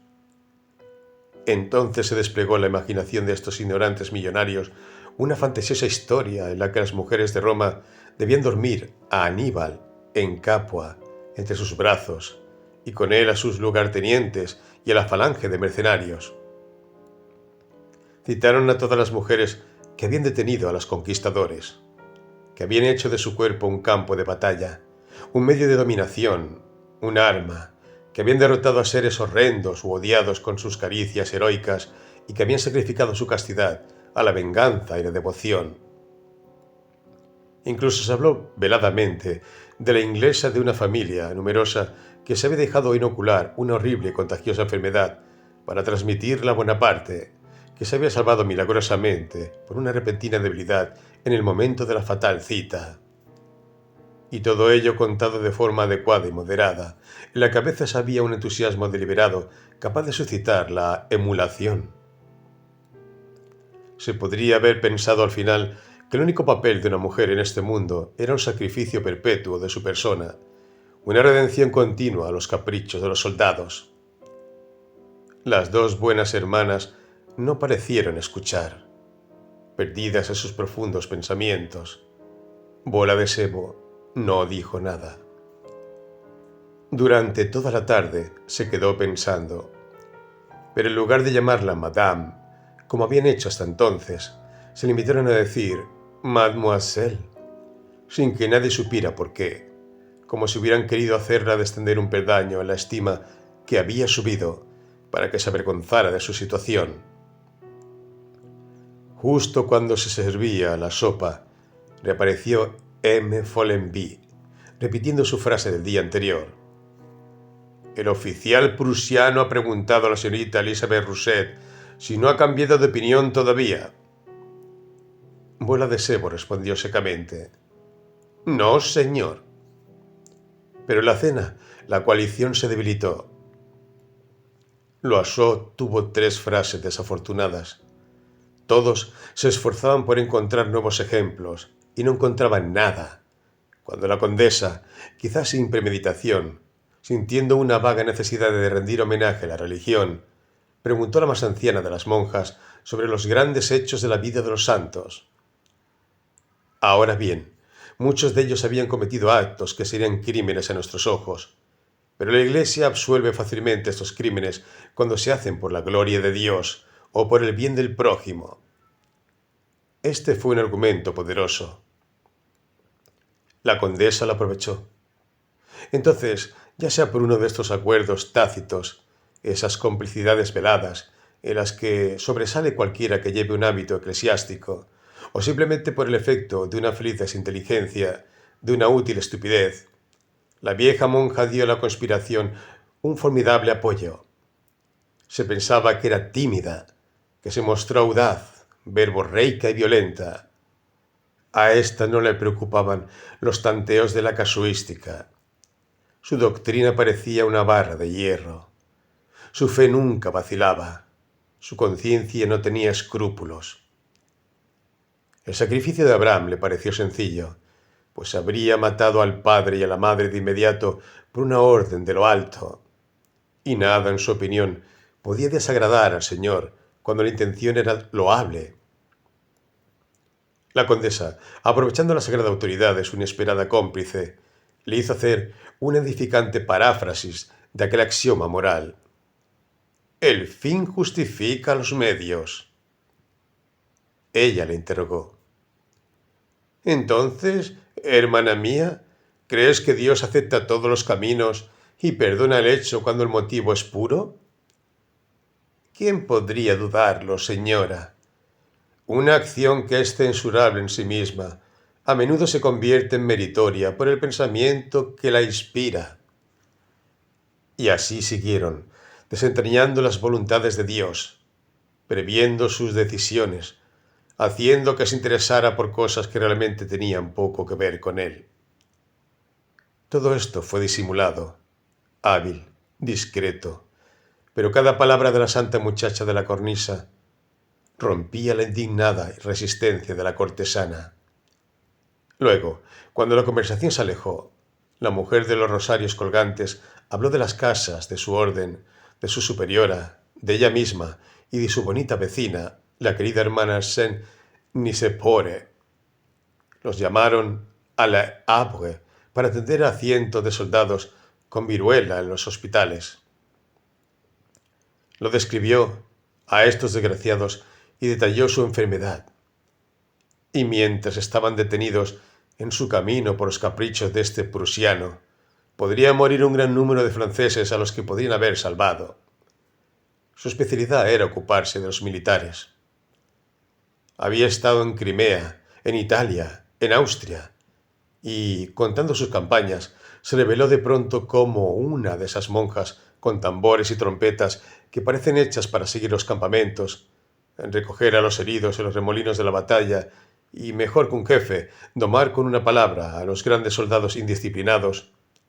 Una verdadera hermana buena de Rantanplan, cuyo rostro devastado, lleno de innumerables agujeros, parecía una imagen de la devastación de la guerra.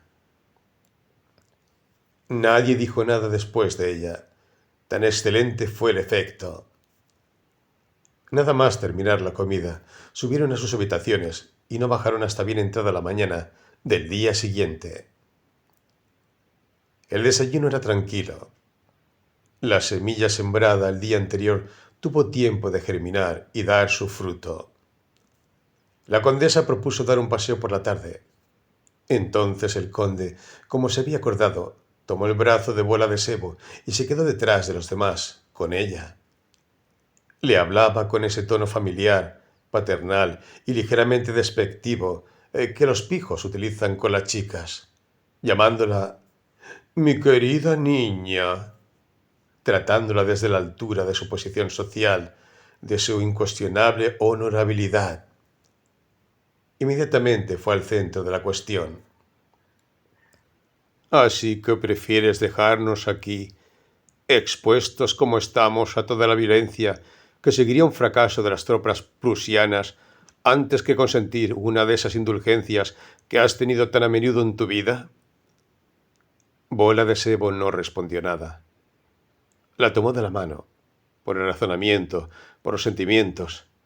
Sabía cómo seguir siendo Monsieur le Comte, al tiempo que se mostraba galante cuando era necesario, cumplidor, amable al fin. Exaltó el servicio que ella les prestaría, habló de su gratitud. Luego, de repente, dirigiéndose alegremente a ella: «Y sabes, querida, que puede presumir de haber probado una chica bonita, como no encontrará muchas en su país». Bola de Sebo no respondió y se reincorporó a la compañía. En cuanto regresó, subió a su casa y no volvió. Estaba muy preocupada.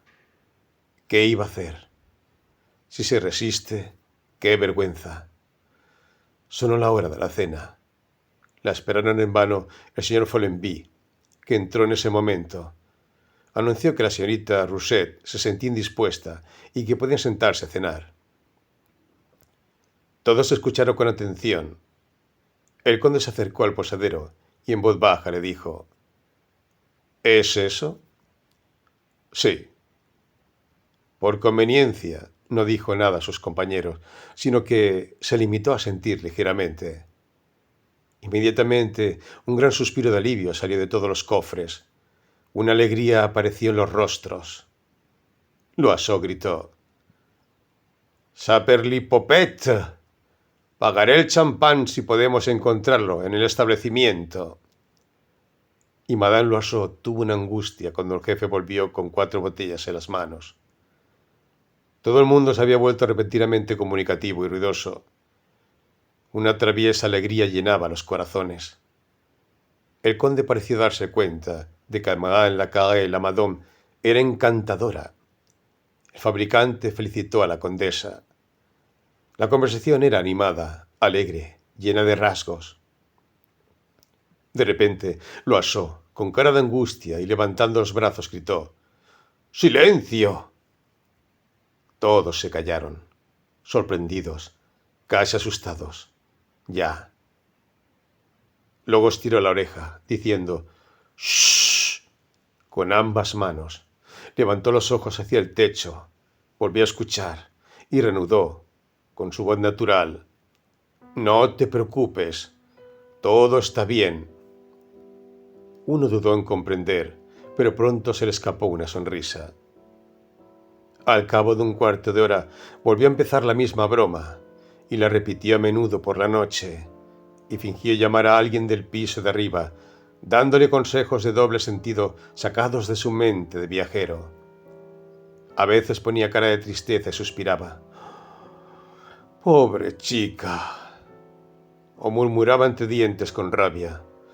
«Mendigo prusiano». A veces, cuando ya no le daba importancia, pronunciaba con voz vibrante: «Basta, basta», y añadía, como si hablara consigo mismo: «Espero que la volvamos a ver, que no la haga morir el muy desgraciado». Aunque estas bromas eran de un gusto deplorable, no divertían ni herían a nadie, pues la indignación depende del entorno tanto como de cualquier otra cosa, y la atmósfera que se había creado poco a poco a su alrededor estaba cargada de pensamientos descarados. A los postres, las propias mujeres hicieron ingeniosas y discretas alusiones. Los ojos brillaban. Se había bebido mucho. El conde, que conservaba incluso en sus desviaciones su gran apariencia de gravedad, encontró una comparación de muy buen gusto entre el fin de la invernada en el polo y la alegría de los náufragos que ven abrirse un camino hacia el sur. Loiseau, lanzado, se levantó con una copa de champán en la mano. «Brindo por nuestra liberación». Todo el mundo se puso en pie. Le aclamaron. Las dos monjas mismas, solicitadas por las damas, consintieron en mojar sus labios en este vino espumoso que nunca habían probado. Declararon que se parecía a la limonada con gas, pero que era más fina. Loiseau resumió la situación. «Es una pena no tener un piano, porque podrías pinchar una cuadrilla». Cornudet no había dicho una palabra, no había hecho un gesto. Incluso parecía sumido en pensamientos muy serios, y a veces sacaba, con un gesto de enfado, su gran barba que parecía querer alargar aún más. Por fin, hacia la medianoche, cuando nos íbamos a separar, Loiseau, que se tambaleaba, le dio de repente unos golpecitos en el estómago y le dijo, tartamudeando: «Esta noche no es una broma. No dice nada, ciudadano». Pero Cornudet levantó de repente la cabeza y, mirando alrededor de la compañía con una mirada fulminante y terrible: «Os digo a todos que acabáis de hacer una infamia». Se levantó, fue a la puerta, repitió una vez más: «¡Una infamia!» y desapareció. Esto fue un poco chocante al principio. Loiseau, estupefacto, permaneció mudo, pero recuperó la compostura. Y entonces, de repente, se retorció repitiendo: «Están demasiado verdes, mi viejo, están demasiado verdes». Cuando nadie entendía, contaba los misterios del corredor. Entonces se produjo un tremendo estallido de alegría. Las señoras se lo estaban pasando en grande. El conde y M. Carré-Lamadon lloraban de risa. No podían creerlo. «¿Estás seguro? Él quería...». «Te digo que lo he visto». Y ella se negó, porque el prusiano estaba en la habitación de al lado. «¿No es posible? Te lo juro». El recuento era asfixiante. El industrial se comprimía el estómago con ambas manos. Loiseau continuó: «Y como comprenderás, esta tarde no le hace ninguna gracia en absoluto». Y los tres se fueron enfermos y sin aliento. Nos separamos en ese momento. Pero Madame Loiseau, que era de naturaleza ortiga, le comentó a su marido, justo cuando se iban a acostar, que esa pícara... Carré-Lamadon se había reído de forma amarga toda la noche. «Ya sabes, las mujeres, cuando se trata del uniforme, si es francés o prusiano les da igual. Si eso no es una pena, señor Dios». Y durante toda la noche, en la oscuridad del pasillo, se oyeron estremecimientos, ruidos leves, apenas perceptibles, como respiraciones, el roce de los pies descalzos, crujidos imperceptibles. Y no dormimos hasta muy tarde, ciertamente, pues los chorros de luz se deslizaban por debajo de las puertas durante mucho tiempo. El champán tiene ese efecto. Se dice que perturba el sueño. Al día siguiente, un claro sol de invierno hacía que la nieve fuera deslumbrante. El carruaje, por fin enjaezado, aguardaba frente a la puerta, mientras un ejército de palomas blancas, hinchadas en sus gruesas plumas, con un ojo rosado, manchado en el centro con una mancha negra, caminaba gravemente entre las patas de los 6 caballos y se buscaba la vida en el estiércol humeante que esparcía. El cochero, envuelto en su piel de oveja, brindaba con una pipa en el asiento, y todos los alegres viajeros empacaban rápidamente las provisiones para el resto del viaje. Solo quedaba Bola de Sebo. Ella apareció. Parecía un poco turbada, avergonzada, y avanzó tímidamente hacia sus compañeras, que todas, con el mismo movimiento, se apartaron como si no lo hubieran visto. El conde tomó el brazo de su esposa con dignidad y la alejó de ese contacto impuro. La gorda se detuvo, aturdida. Luego, haciendo acopio de todo su valor, se acercó a la esposa del fabricante con humilde susurro. «Buenos días, señora». La otra hizo un pequeño e impertinente saludo con la cabeza, que acompañó con una mirada de virtud ultrajada. Todos parecían estar ocupados y se mantenían alejados de ella, como si hubiera traído una infección en sus faldas. Luego se apresuraron a llegar al carruaje, donde ella llegó sola, la última, y en silencio retomó el lugar que había ocupado durante la primera parte del viaje. Parecía que no la veían, que no la conocían. Pero la señora Loiseau, mirándola desde la distancia con indignación, le dijo, medio en voz en alta, a su marido: «Es una suerte que no esté a su lado». El pesado carruaje se puso en marcha, y el viaje comenzó de nuevo. Al principio no se hablaba. Bola de Sebo no se atrevió a levantar la vista. Se sintió al mismo tiempo indignada contra todos sus vecinos y humillada por haber cedido, manchada por los besos de este prusiano en cuyos brazos se había arrojado hipócritamente. Pero la condesa, dirigiéndose a Madame Carré-Lamadon, no tardó en romper el doloroso silencio. «Creo que sabe Madame de Treuil». «Sí, es una amiga mía». «Qué mujer tan encantadora». «Encantadora. Una verdadera élite, muy educada, y un artista hasta la punta de los dedos. Canta maravillosamente y dibuja perfectamente». El fabricante charlaba con el conde, y entre el estruendo de las ventanillas surgía a veces una palabra. Cupón, vencimiento, prima, plazo. Loiseau, que había arrebatado el viejo juego de cartas de la posada, engordado por 5 años de roce en las mesas maltrechas, atacó un becique con su mujer. Las monjas tomaron de sus cinturones el largo rosario que colgaba, se persignaron juntas, y de pronto sus labios empezaron a moverse con brío, apresurándose cada vez más, apurando su vago murmullo como una carrera de oremus. Y de vez en cuando besaban una medalla, se persignaban de nuevo, y luego volvían a empezar su rápido y continuo murmullo. Pensó Cornudet, inmóvil. Después de 3 horas de viaje, Loiseau recogió sus cartas. «Tiene hambre», dijo. Entonces su mujer metió la mano en un fardo atado y sacó un trozo de ternera fría. Lo cortó limpiamente en rodajas finas y firmes, y ambos comenzaron a comer. «Hagamos lo mismo», dijo la condesa. Estuvieron de acuerdo, y ella desempaquetó las provisiones preparadas para los 2 hogares. Era, en uno de esos jarrones alargados cuya tapa lleva una liebre de barro, para indicar que debajo hay una liebre en paté, una suculenta delicatessen donde los ríos blancos de tocino recorrían la carne marrón de la caza, mezclada con otras carnes finamente picadas.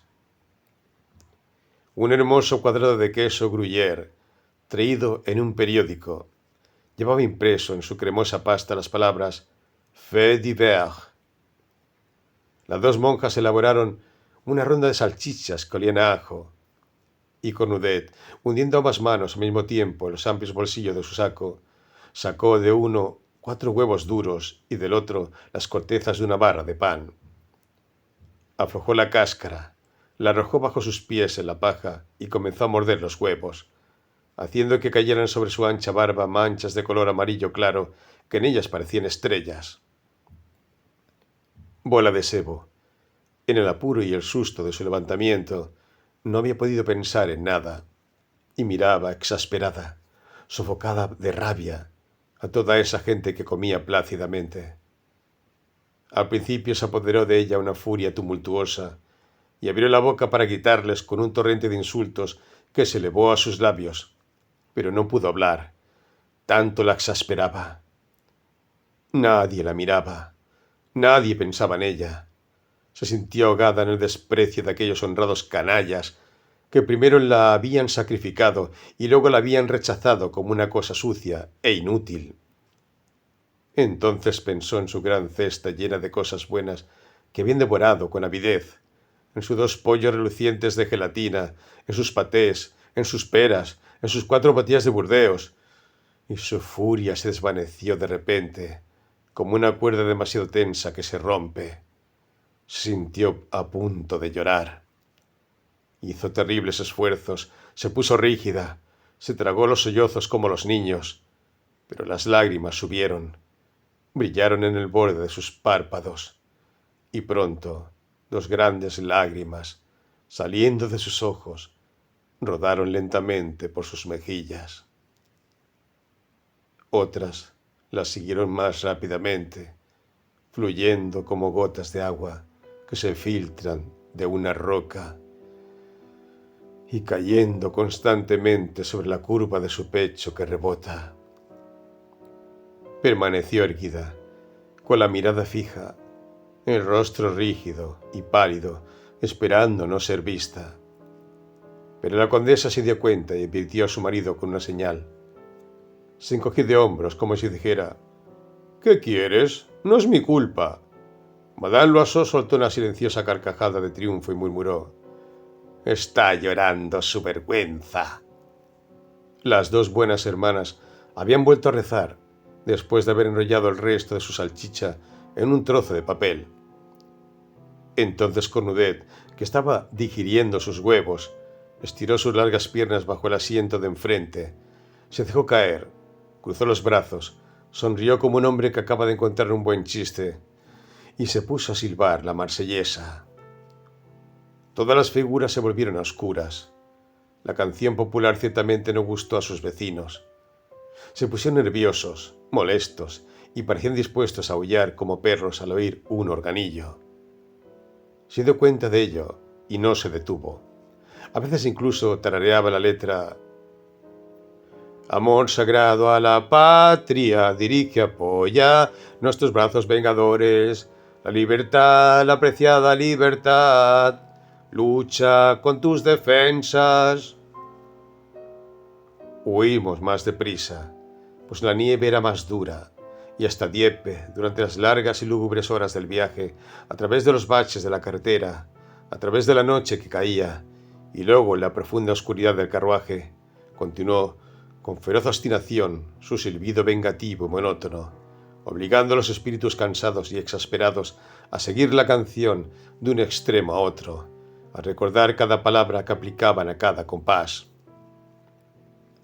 Y Bola de Sebo no dejaba de llorar, y a veces un sollozo que no podía contener pasaba entre 2 versos a la oscuridad.